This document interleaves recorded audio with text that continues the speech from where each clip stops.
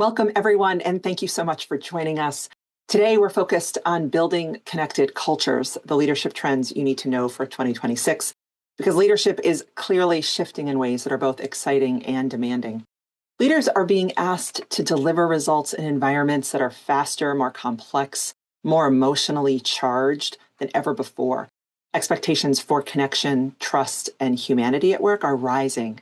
At the same time, pressure and uncertainty are coming at us from every direction. We've seen it all over the place. One question we at the Institute keep coming back to is this: what happens to performance when connection frays? And what becomes possible when leaders invest in it deliberately? So we can't compete with AI, we know that, on speed or volume, but we can get better at the art of being human with one another, building cultures where people think clearly and speak honestly and do their best work together, ideally together. Today's conversation is meant to be a starting point. It's the beginning of a dialogue. We'll continue this dialogue throughout the year as part of a broader ecosystem of learning.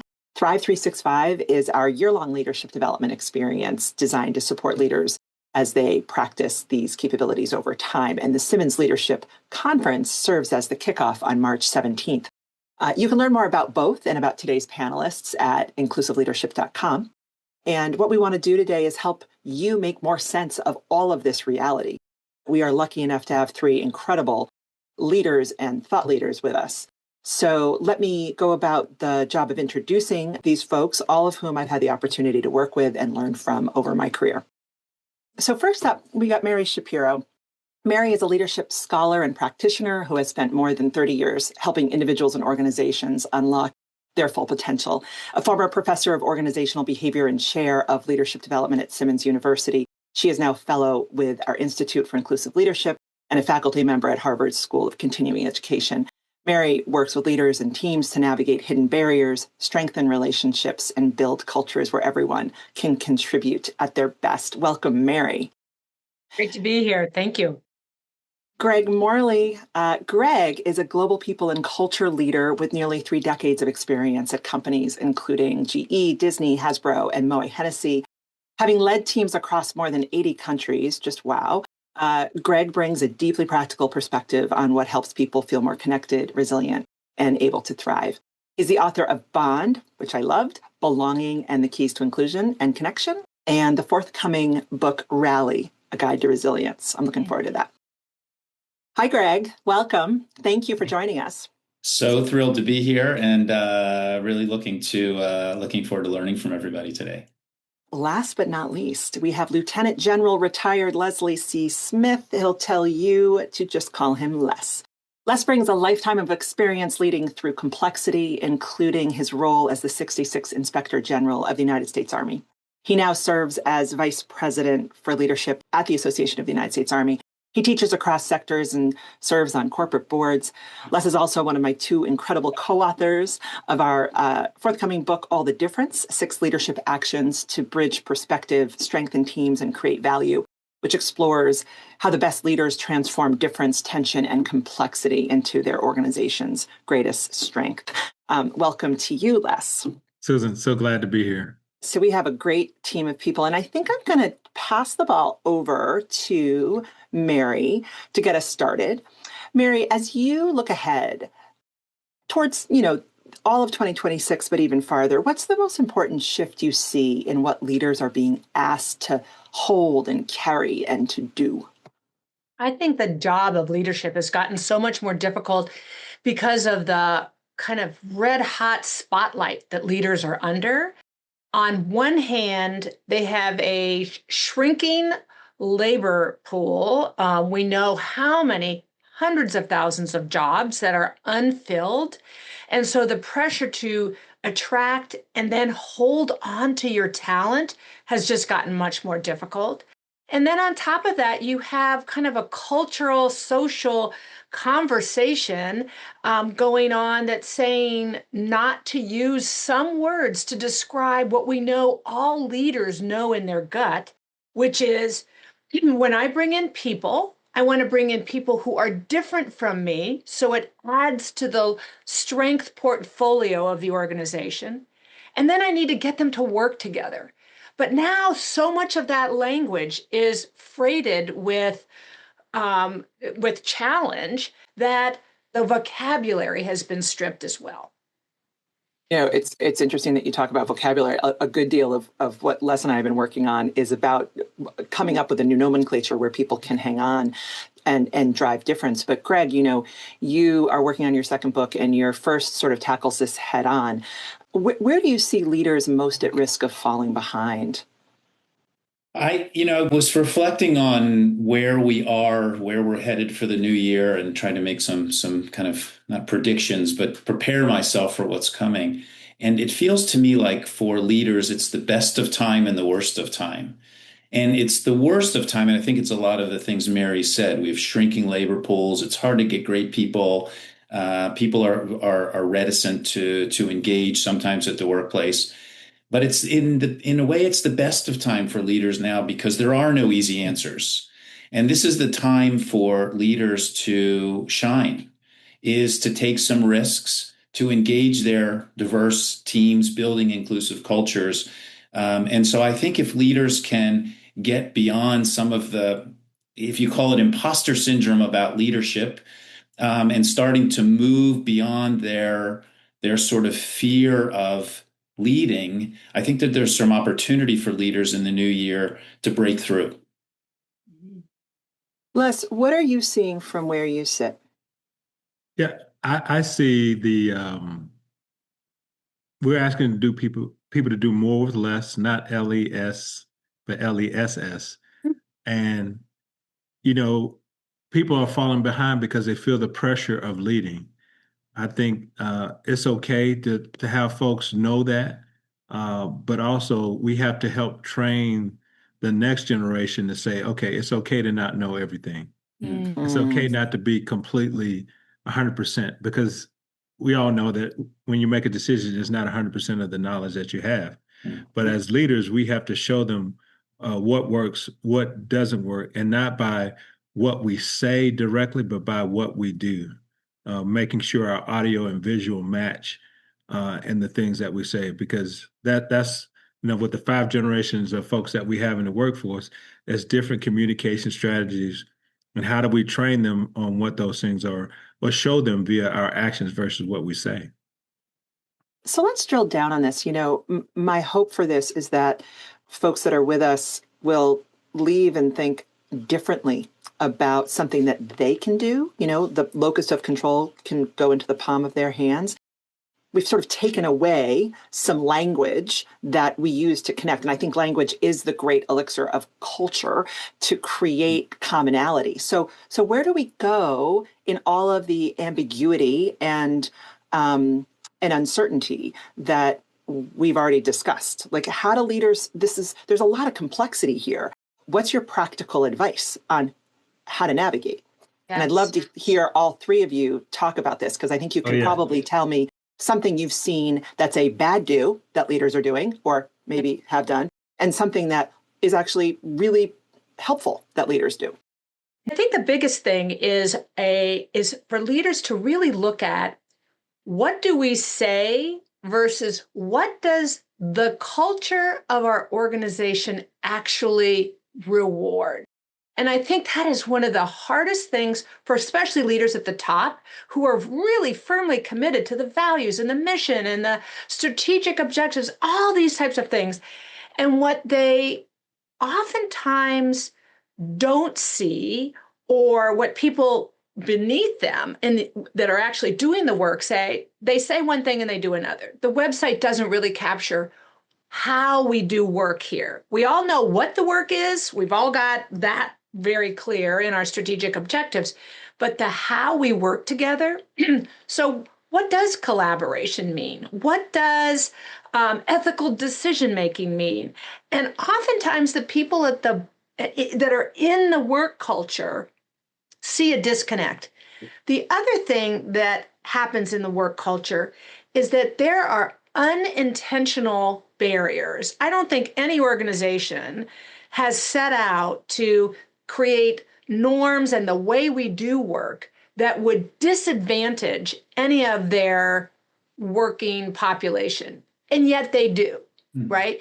So even if it's the speed of which decisions are made or the where decisions are they made in the meeting or is it, so all those types of things, if you don't really fit with that culture, you have a hard time contributing.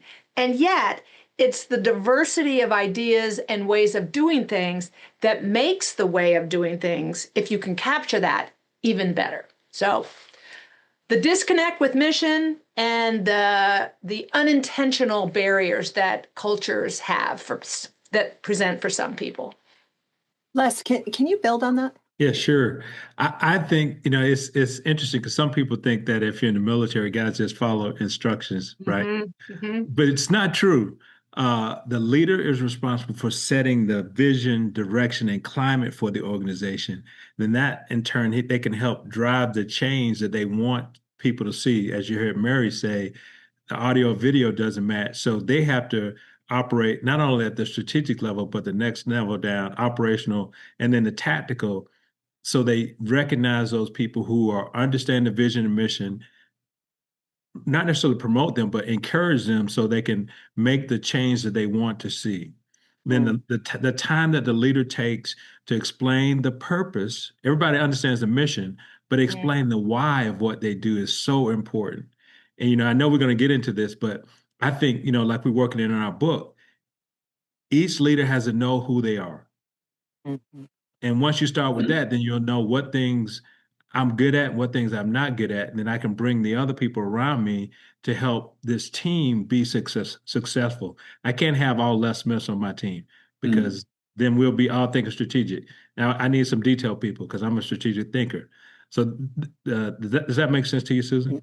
Yeah, but we got like a belonging expert among us. Greg, Yeah. you, I'm sure, have a lot to say about this very topic.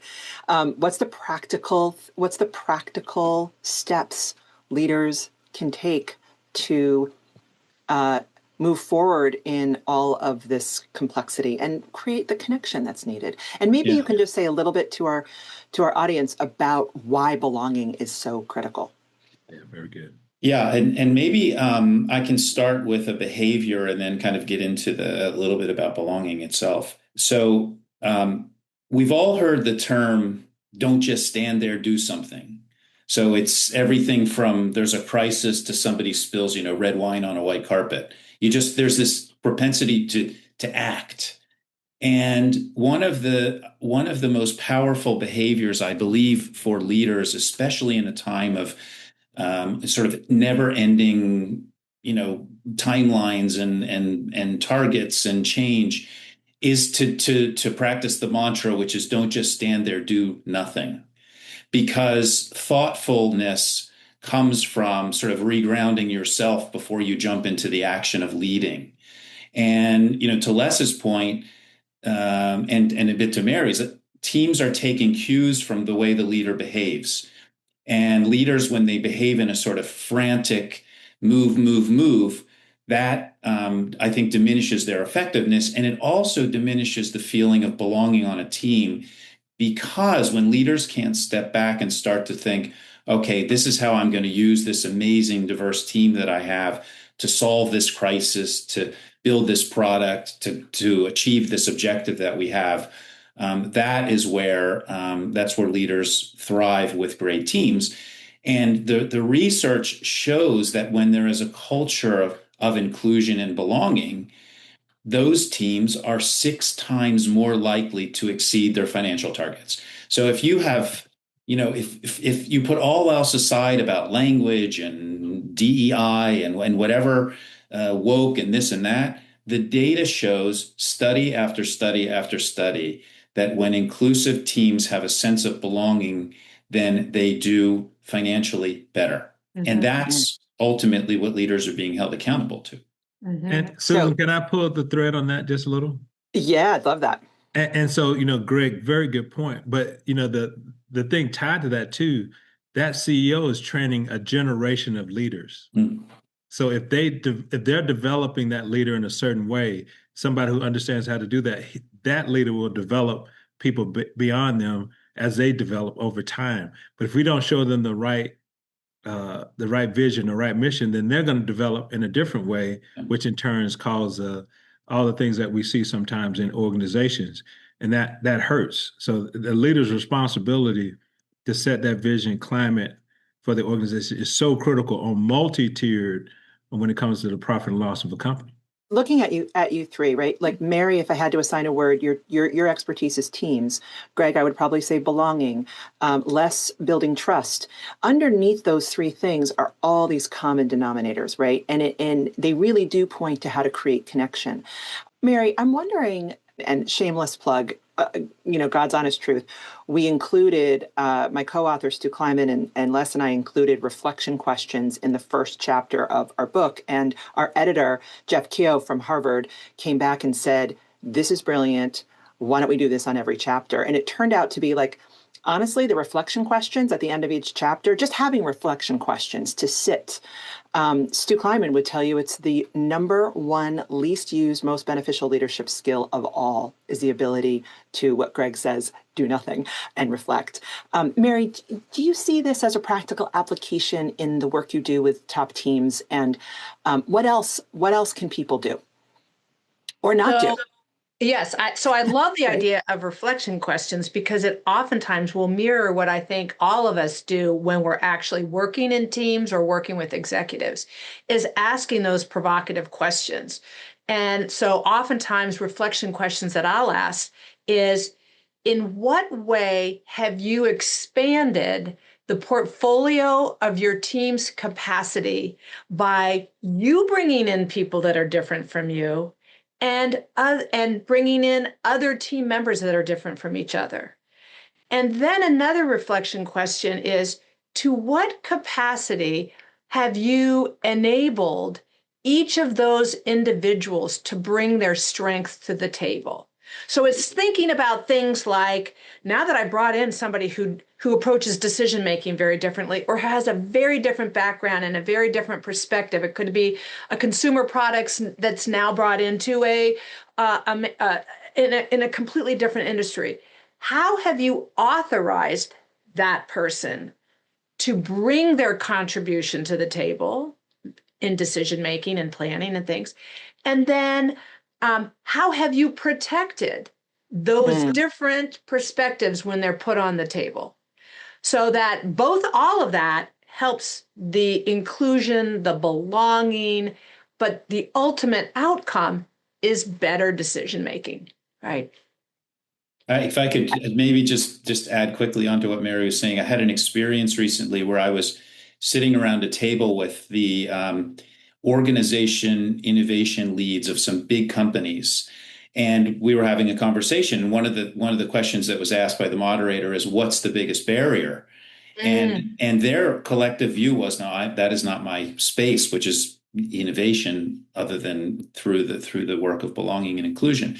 But their view was, the biggest barrier to innovation is equity of voice of different people around the table. Yes. And so for a leader, the secret sauce is how you get equity of voice, so that people who do come from different industries or may not even speak, say, English as a first language, how they feel like they can be, they can bring their ideas, those ideas can be recognized and valued. Mm-hmm. I recently interviewed the award winner of our Helen Drynan Visionary Leader Award, Kim Davis from the National Hockey League. And she said something super interesting, which I'd love to throw out there, that I don't think is controversial. And that is leaders thinking about what's under-indexed. And under-indexed can be voices at the table. We're under-indexing, right? As opposed to some of the language, Mary, that you brought up at the start, which is now controversial. So you can't get to the point that Greg just made because we can't even use the language. Les, you look like you want to hop in on this. Yeah, this is great conversation. We do this thing called after action reviews. And the leader's responsibility is to take those folks that are not contributing and pull their efforts into the conversation. And as they pull their efforts into conversation, that makes the discussion richer, more developed, and then they get more confidence. And then we learn more from what this person has the ability to do. But not only that, it gives us a lot more solutions than we thought. And then that person leaves the meeting saying, they do see me. They do understand what they want to bring to the table. And then that empowers them to make an effort for the company, for the organization, because you are invested in their viewpoint, even if it's perceived as small. Mm. So I want to address the yeah, but person who's like listening to this right now and be like, yeah, but, right? Like, these experts are experts and they're not in the trenches. We all have been. And I'm wondering, under pressure, what helps leaders think more clearly and engage difference productively and avoid defaulting to, certainty or maybe even silence and shutting down? Mary, what have you seen work aside from reflection? Yes. What I have witnessed is that under pressure, leaders tend to get their focus very narrowed. It's like, all right, just this one emergency event or just this one challenge that we're facing. And they lose sight of the bigger picture. And they also lose sight of all the resources that they have available to them. And so oftentimes the decision making, I find, just gets pulled in just to themselves. And then they really are on their own, and they really are kind of making decisions that are probably suboptimal. So don't wait for the pressure, even though everybody's underneath it already, but putting into place a group or it could be 2 or 3 other people. So it might not be all your direct reports on your executive team or whatever it is, but 2 or 3 other people that are your stop. I don't act until I talk to these people. And they have very different points of view. And they're going to tell me, wait a minute, if you go down this path, here's a potential unintended consequence. So having those people as your sounding board or your absolute, they're my gatekeepers to walking into a bad decision. So having that ahead of time, I've seen multiple leaders slow down the pressure and the desire for momentum and the don't stand there, do something that Greg mentioned. So that can be really helpful. That's good. Awesome. Yeah, I think the rehearsing it, as you said before, Mary, is really critical. And some people laugh at that, but the contingency planning piece is so important because it's going to happen, right? Mm-hmm. And so who can you trust? But let's step back a little bit. The leader sets the conditions to free up those people. So if they say, hey, look, you're my 2 or 3 people that I want to come to, I want you to come to me when there's a crisis, because I might be thinking about other stuff. You need to come to me and say, hey, boss, you need to sit down. Let's talk about this, and this. And then we bring the other people in to have the conversation. But the leader sets the conditions to allow the subordinate to be able to do that. They free them up to give them the ability to do that. One thing I learned as I was getting, more further into my career was a behavior that leaders can practice is telling the truth without creating fear. The reality is that if no information comes, people will create a story. And what our job as leaders is to make sure that people have accurate information to be able to make decisions and act on that information. And if we don't give that kind of transparency, even if the transparency is right now, we don't know really much of what's going on, but let me build that, bridge of trust with you that that when I know, you'll know, so that then you have the license to be able to do something. I think that that's really important now because there is a lot of information that is freely available, and oftentimes it's not the information that we would like people to be making decisions on. I'll just remind all of us that, if you're leading any change, anything, whether that be a process or an entire, functional area, a business unit, whatever the change is, we have to communicate 8 times more than usual. And so I actually think the job of a leader today is being the chief communications officer a lot of the times. Yep. Communicate, even to just name the thing. Greg, I'm so glad you said what you just said. And I don't have the answer, but I just want to name the tension that we all are feeling right now. That goes so far. In wrap up, I would love for you to give our audience one trend, one top trend that's top of mind for you in 2026 that you want to leave them percolating about? What do you got? I'm happy to start with one which I've been trying to practice, and I have to admit it's not easy. And that is, don't, in the current environment, don't be afraid to have consequential conversations with people, because the reality is you may learn something. It's really important to take the time to know who you are before you engage other people. Uh, that's critical because if you don't know who you are, then you just may operate. But taking time to know who you are and have people tell you who you are as you get into your leadership roles. Mary? And I think stemming off of what Les just said is don't be afraid to describe who you are and what you need from them and what's important to you in using language that you're comfortable with. I mean, I remember having to give a speech first when some of this anti-DE&I stuff, and it was like I was paralyzed. I could not talk. I hadn't created a vocabulary. So really recognizing that your goal as a leader is to enhance the ability of every person to fully contribute. Use language like that. Ask them what they need to fully contribute. How can you support their contribution?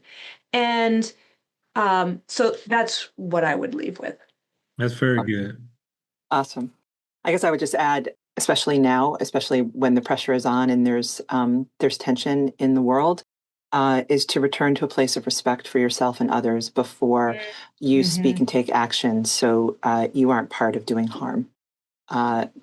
Being reactive is not a winning strategy. So you guys are tremendous. Thank you so much, Greg, Mary, Les, for the honesty, the clarity, and the very real examples you shared today. What I'm hoping listeners and audience members take away is that connection isn't a soft add-on. It's actually a core capability that directly shapes our performance and our results. For those watching, if today's conversation resonated, this is exactly the kind of thinking we continue to explore through Thrive 365 and at the Simmons Leadership Conference. So Les and I and our partner in crime, co-author Stu Kleiman, will be doing a session. Mary is doing her own session to dive deeper. She's going to do several actually over the course of Thrive 365 the year. Greg, we also have at the conference and beyond. But we want you to think more clearly as you build cultures that actually work under pressure. So thank you for spending time with us today and for the work you're doing every day to lead with intention, humanity, and impact. We look forward to continuing the conversation with you. And thanks again, Mary, Les, and Greg. You're welcome. Bye. Thank you.